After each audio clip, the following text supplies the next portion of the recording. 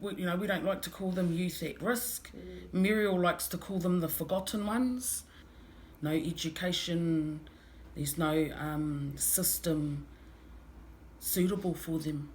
This is why we're doing this, to get them their NCEA level so they can move on. We've got some in full-time employment. Monica's son Kingi, Anahira, from all her mahi that she's done with us, she's now works in Tū Whānau Health. All of our kids are all given up cigarettes. The majority of them don't touch alcohol.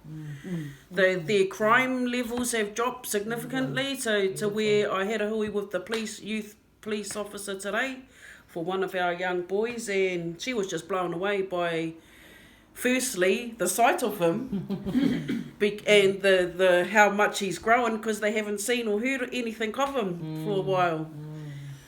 So I know what we're doing is making a difference.